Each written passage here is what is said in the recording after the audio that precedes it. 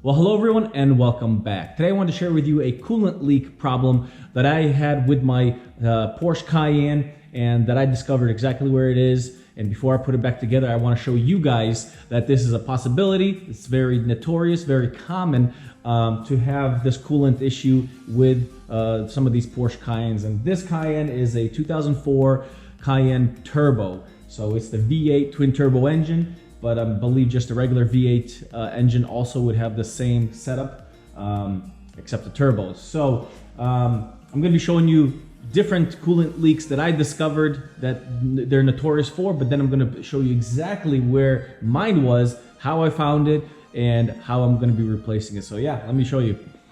So as you can see, the one, let me just go over some of the main ones. So these coolant pipes right here that go right here, these are aluminum. And they actually have plastic ones, and it was a recall, and you can actually get it fixed for free. But if you already have them, that's awesome. That's a coolant leak that they supposedly have. These reservoirs have problems, the coolant reservoirs, but and then some other ones that I'm not really familiar with. But this is the thing.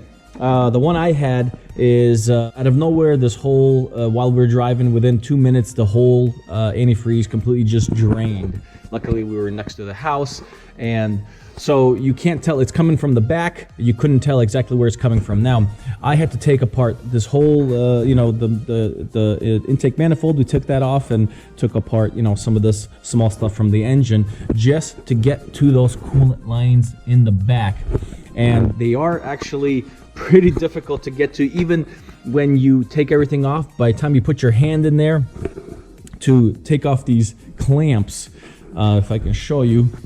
Let's see, where are those clamps?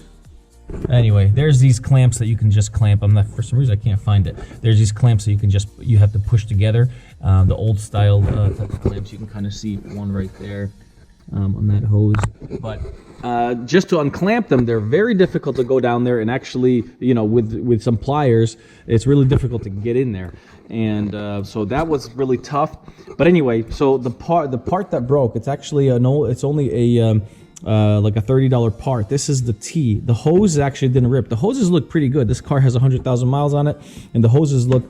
This is the old hose. It looks very, very good. There's no problem with it. But as you can see, this T is the part that broke. All right, it just cracked. Very brittle plastic. This is a very common problem with Porsches.